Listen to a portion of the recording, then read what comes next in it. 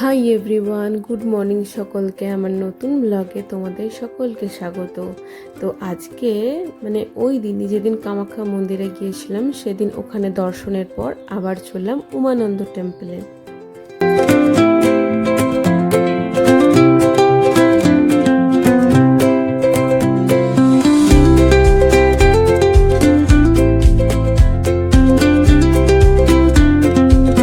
মন্দিরে পুজো দেওয়ার পরে আমরা প্রচণ্ড টায়ার্ড হয়ে গিয়েছিলাম। কিছুই না খেয়ে আমরা চলে আসছিলাম উমানন্দ টেম্পলে। কারণ কথিত আছে কামাখ্যা মন্দির থেকে দর্শন করে যাওয়ার সময় উমানন্দ টেম্পল অবশ্যই দর্শন করে যেতে হয়। কারণ উমানন্দ টেম্পলের শিব ঠাকুরের যে রূপ রয়েছে সেই রূপ হলো মা কামাখ্যার মন্দিরের ভৈরব রূপ। তাই সে কথা মাথায় রেখে আমরা চললাম উমানন্দ টেম্পলের উদ্দেশ্যে।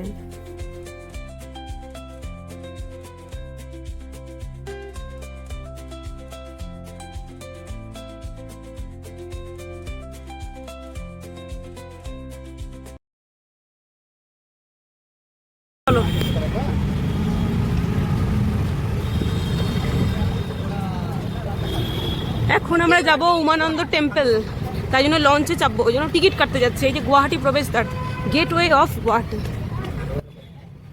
গুয়াহাটি গেটওয়ে ঘাট টার্মিনাল হলো ভারতের প্রথম আধুনিক সর্বঋতুর রিভার ফেরি টার্মিনাল, যা ব্রহ্মপুত্র নদের দক্ষিণ তীরে ফ্যান্সি বাজারে অবস্থিত। বিশ্ব ব্যাংকের সহায়তায় নির্মিত এই টার্মিনালে 100 আসনের ওয়েটিং লাউঞ্জ, লাগেজ স্ক্রিনিং ও স্মার্ট টিকিটের ব্যবস্থা রয়েছে। এটি যাত্রী যাতায়াত সহজ এবং আধুনিক করতে তৈরি হয়েছে।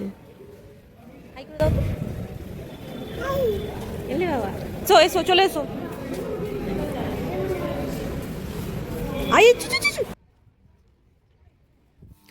এর আগে আমি লঞ্চ চেপেছি ওয়েস্ট বেঙ্গলে নৈহাটিতে, প্রথমবার লঞ্চ চাপলাম। হ্যাঁ, তার আগে চেপেছি দক্ষিণেশ্বরে। তো যাই হোক, এরকম লঞ্চ আমি কখনো চাপিনি। তো এখানে লঞ্চে চাপার জন্য ভাড়া হচ্ছে পার হেড 100 টাকা করে, অর্থাৎ যাতায়াত ফ্রি। আর সরকারিতেই অবশ্যই আমরা লঞ্চের টিকিট কেটেছিলাম। এই যে এই রাস্তাটা, এই সরু রাস্তাটা, এখান দিয়ে যাওয়ার রাস্তা, আর মাঝের যে রাস্তাটা সেই রাস্তাটা হলো কোনো মালপত্র বহন করার জন্য তৈরি করা হয়েছে। আর এই যে বাম দিকে আরও লঞ্চ আছে, এখানে অনেক প্রাইভেট লঞ্চও রয়েছে যেগুলো দিয়ে মানুষ পারাপার করা হয়। আমাদের লঞ্চের নাম ছিল এমভি মেঘনা। আমরা যেদিন অর্থাৎ এই দিন পুজো দিতে গিয়েছিলাম সকালবেলা, রাত 2টোর সময় থেকে প্রচণ্ড বৃষ্টিপাত হচ্ছিল, প্রচণ্ড। ও তারপরে এই টাইমে প্রচণ্ড রোদ দিয়েছিল। এই যে এই জায়গাটা, যে বসার যে জায়গাটা আমি দেখতে পাচ্ছি, তোমরা দেখতে পারছো ভিডিওতে, ওয়েটিং লাউঞ্জ। আমি প্রথমে ভেবেছিলাম এই বড়টাই হয়তো লঞ্চ, ঠিক আছে, আমি ভিডিওতে সেটা বলেও দিয়েছি। তো যাই হোক, এটা আমার ভুল, পরে দেখলাম এটা ফিক্সড আছে। তো যাই হোক, আমি কখনো দেখিনি, তো তাই জন্য আর কি। তারপরে বুঝতে পারলাম যে দূর থেকে লঞ্চ আসছে যাতে আমরা উঠবো, আর সেই লঞ্চের নাম হলো এমভি মেঘনা।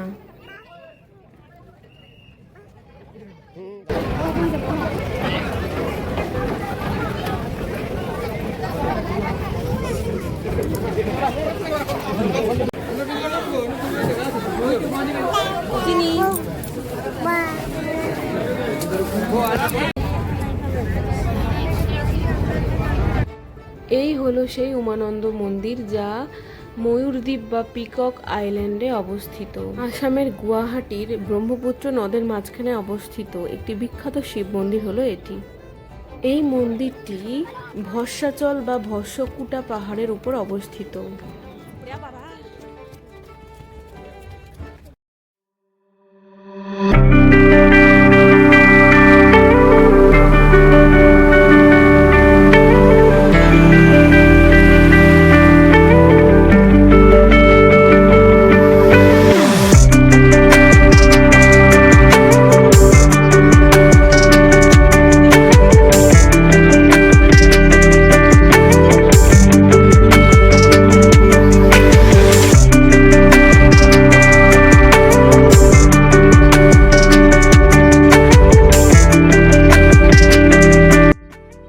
পাহাড়ের মাথায় অবস্থিত এই মন্দিরটির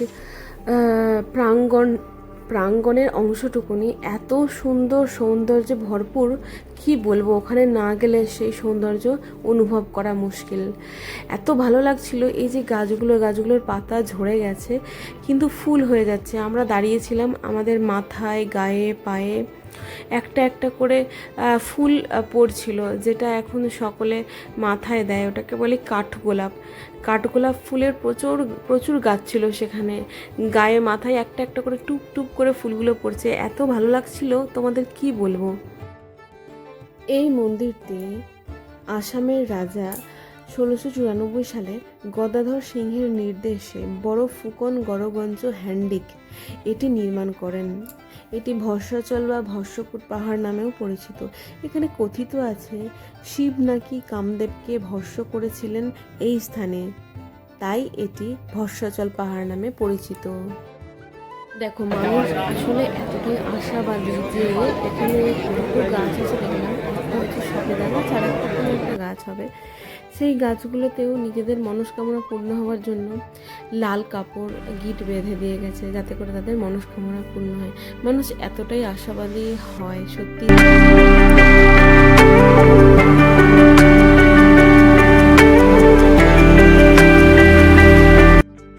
ভগবান শিব এখানে ভয়ানন্দ রূপে পূজিত হন।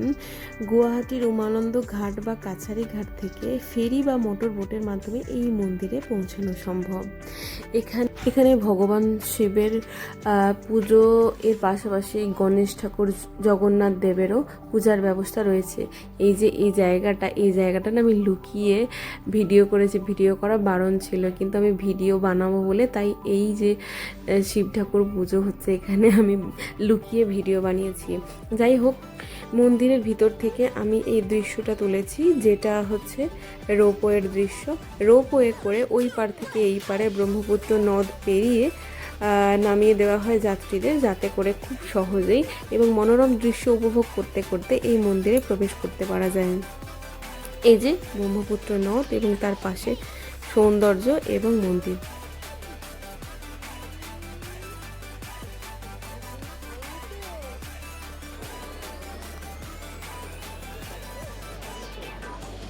এটা হচ্ছে উমানন্দ মন্দিরের একেবারে ভিতরের অংশ। এই যে এখানে দেবী মনসাকে পূজা দেওয়া হচ্ছে এবং এর পিছনে যে গেটটা দেখা যাচ্ছে, এই গেট দিয়ে ঢুকে একদম সামনেই সিঁড়ি দিয়ে নেমে ভগবান শিব অর্থাৎ ভয়ানন্দ যে রূপ তার আর কি পুজো হচ্ছে এবং সেখানেই আমরা যাব। তো এর ভিতরেও ভিডিও তোলা বারণ ছিল। আমি নিজের প্রয়োজনে লুকিয়ে ভিডিও বানিয়েছি, কিন্তু তারপর আর তোলা হয়নি, কারণ আমার হাজব্যান্ড বারণ করেছিলেন। আচ্ছা, ওইটা দাও।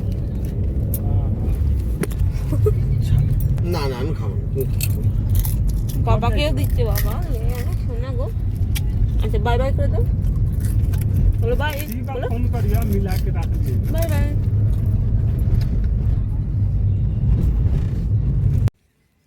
এবার আমাদের বাড়ি ফেরার পালা, অর্থাৎ প্রায় 2 ঘন্টা এরপর গাড়ির মধ্যে থাকতে হবে।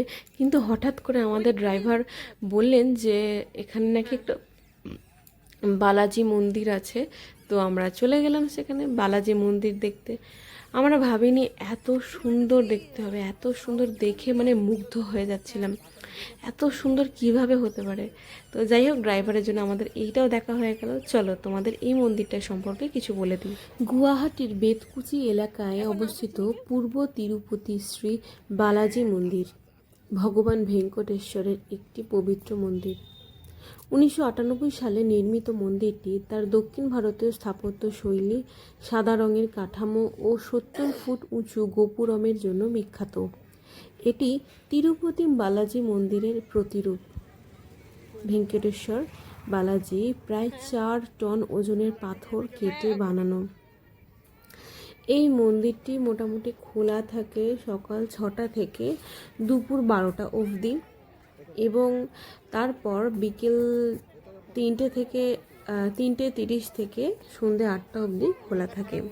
আমরা মোটামুটি গিয়েছিলাম, তখন বাজে 4টে মতন বাজে। তো আমরা মনোরম দৃশ্য দেখেছিলাম, দারুণ লাগছিল, দারুণ।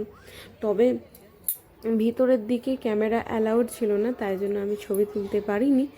এখানে ভগবান ভেঙ্কটেশ্বর মানে ভগবান বিষ্ণুর প্রতিমূর্তি এখানে রয়েছে, আর এর সাথে সাথে গরুর এবং পদ্মাবতীর মন্দিরও রয়েছে। এই যে এটা হচ্ছে মা দুর্গার মূর্তি। আমি তোলার চেষ্টা করেছি কিন্তু ভালোভাবে পারিনি, কেউই বুঝতে পারবে না। তো চলো এখানে ভগবান বিষ্ণুর যে মূর্তি ছিল সেটা আমি তোমাদেরকে একটু দেখিয়ে দিই।